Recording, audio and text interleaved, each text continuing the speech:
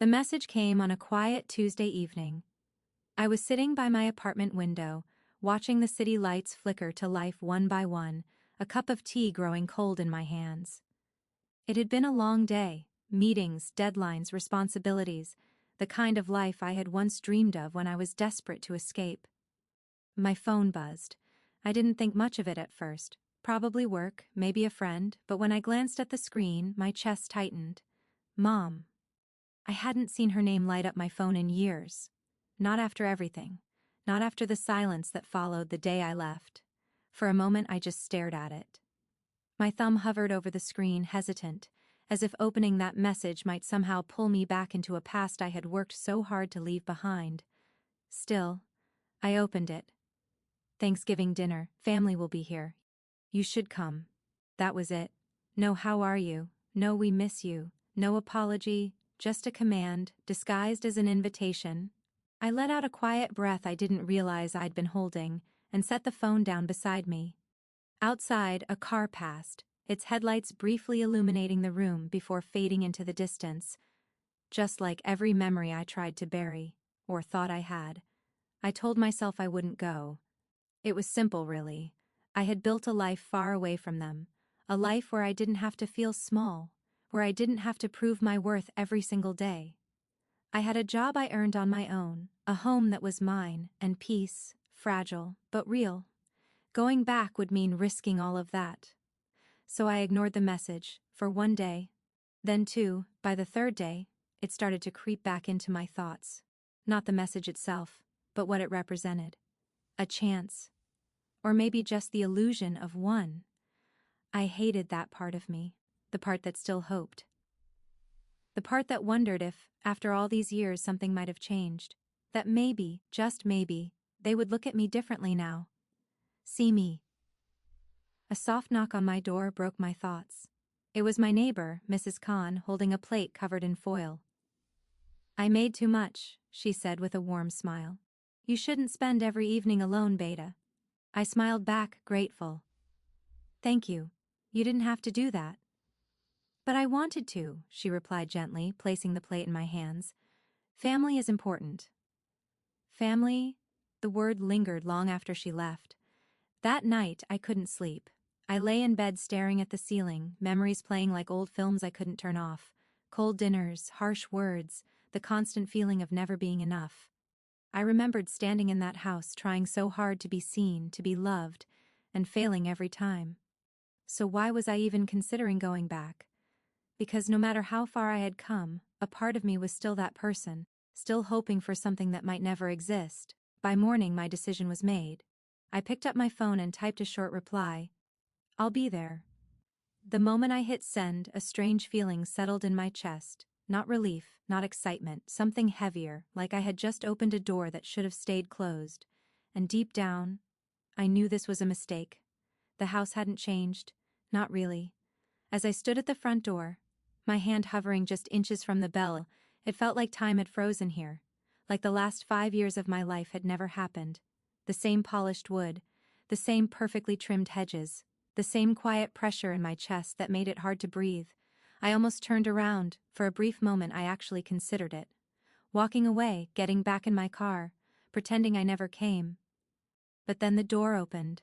My mother stood there, as composed and flawless as ever, dressed in soft beige and pearls, like she had stepped out of a magazine instead of real life. Oh, she said, her eyes scanning me quickly, as if measuring something invisible. You made it. No hug, no warmth. Just quiet judgment wrapped in politeness. Yes, I replied, my voice steadier than I felt. She stepped aside without another word, letting me in like I was a guest, or maybe less than that.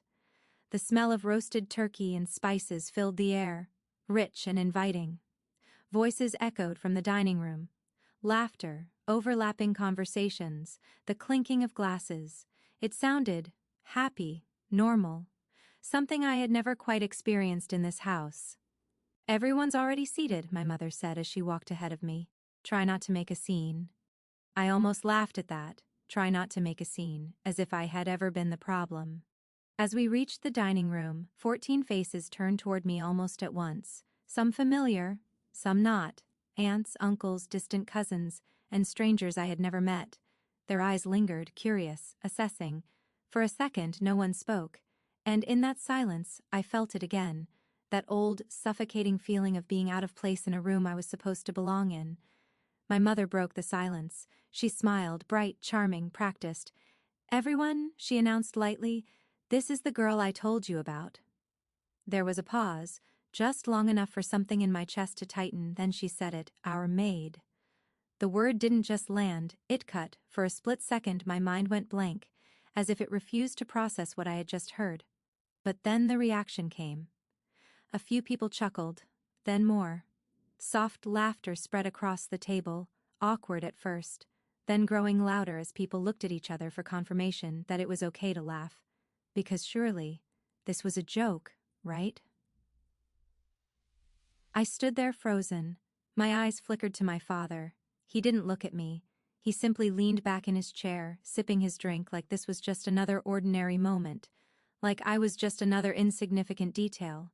And just like that, something inside me collapsed. Years of distance, years of rebuilding myself, years of convincing myself that I was no longer that girl, gone, replaced by the same familiar ache, the same humiliation, the same quiet voice whispering, "You'll never be more than what they think you are." "Go on," my mother added casually, already turning back to her seat. "The dishes are in the kitchen, bring them out." Like it was obvious, like it was my place. No one stopped her, no one questioned it. Some avoided my gaze, others watched with mild curiosity as if they were waiting to see how I would react. But no one spoke up, and that hurt more than the word itself. I swallowed hard, forcing my body to move, even though every step felt heavier than the last.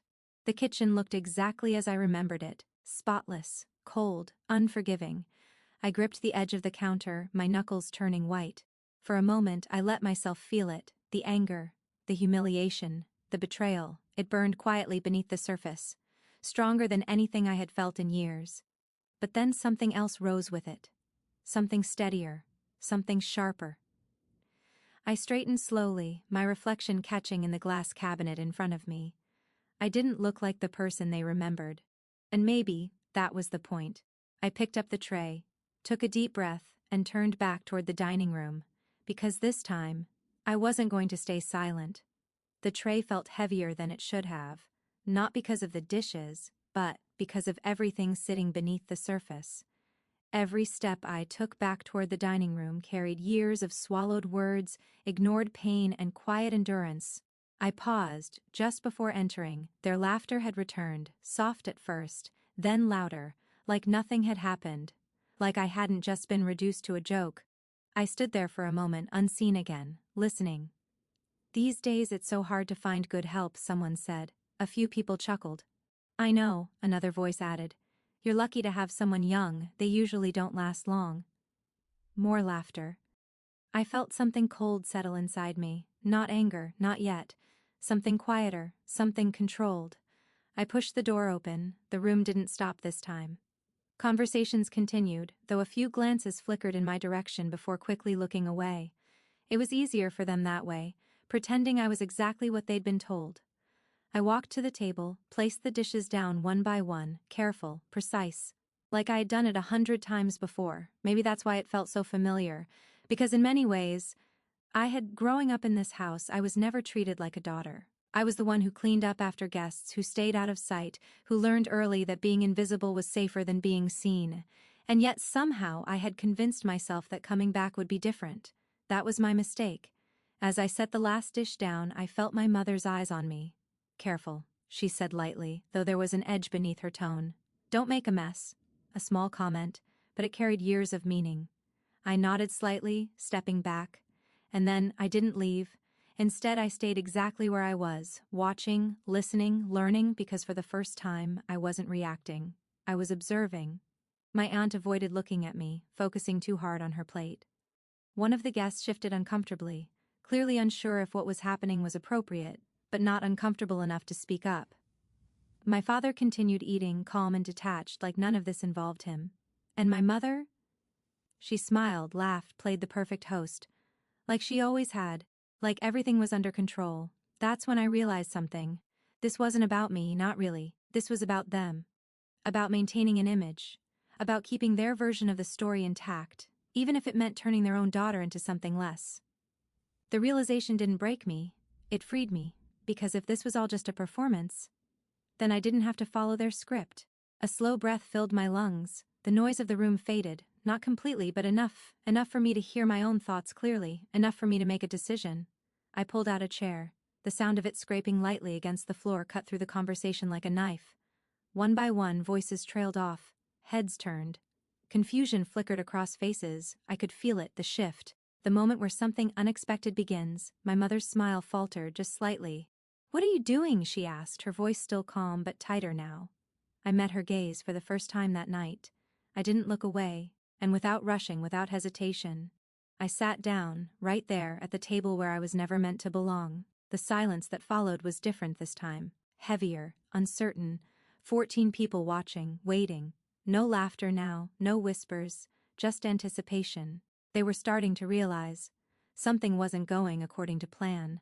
I folded my hands in front of me, my heartbeat steady, my voice still locked inside, but not for long, because this silence, it wasn't empty, it was building. And in that moment I knew, what I was about to say, was going to change everything. The room held its breath. 14 pairs of eyes were fixed on me, some wide with confusion, some narrowed with suspicion, others avoiding me completely. The sound of cutlery on plates and faint murmurs had vanished. Silence, heavy and thick, settled like a weight pressing down on everyone. I straightened in my chair. For the first time in years, I felt entirely in control of the moment. Every ounce of embarrassment, every whispered insult, every laugh at my expense, the years of being invisible and dismissed, had distilled into one clear purpose. I would speak, and this time, they wouldn't have the power to stop me. "You're right," I began, my voice calm but carrying a strength that immediately drew attention. "I was your maid." A few faces twitched as if expecting a joke. They weren't laughing this time. "I cooked your meals," I continued. "I cleaned your house, I scrubbed the floors you walked on, and I raised myself in the shadows of this home while you entertained guests and pretended everything was perfect." My mother's lips pressed into a thin line. My father's hand trembled slightly as he gripped his glass. "You called me lazy," I said, locking eyes with my father now. "But I worked 2 jobs when I was 16. I built a life for myself because you refused to help me, refused to care for me, refused to see me." A soft shuffle from one of the guests drew my gaze. Their faces were pale, their smiles vanished. I could feel the shift, how fragile their perception of control was, how brittle their carefully constructed stories had become. "You told people I was a disappointment," I continued, my voice growing steadier, stronger. "You told them I wasn't worth investing in. You told them I wasn't capable, but you didn't tell them you stopped paying for my education, that I had to leave because staying meant survival wasn't possible here anymore." I paused, let it sink in. Let the weight of truth press down where lies had been spread. 14 people stared, stunned. Not a word, not a whisper, not a single defense. "I left with nothing," I said, letting the silence stretch. "No support, no guidance, no family, just the certainty that I deserved better than this." My mother's hands clenched into fists in her lap. My father's face was pale, his jaw tight. "And do you know what happened?" I asked softly, leaning forward slightly. "I survived, I thrived, I built my own home, I have my own career, I have people who love and respect me, people who see me for who I am." I let my eyes travel around the room, meeting each stunned, silent gaze. "So yes," I said, my voice gaining a quiet fire, "I was the maid. But I am also the one who survived you. The one who became stronger because of everything you tried to deny me. The one who proved you wrong." The silence was deafening. My mother's perfectly controlled facade cracked. My father's hand dropped from his glass. No one spoke, none of them could. I stood slowly, deliberately, letting every movement convey calm authority. "I didn't come here to humiliate you," I said. My voice softened, but the power behind it remained. "I came here to remind myself, and everyone else, that I am not who you said I was." And with that I walked out, the door clicked shut behind me, leaving 14 people frozen in the echo of the truth. For the first time in years I was free,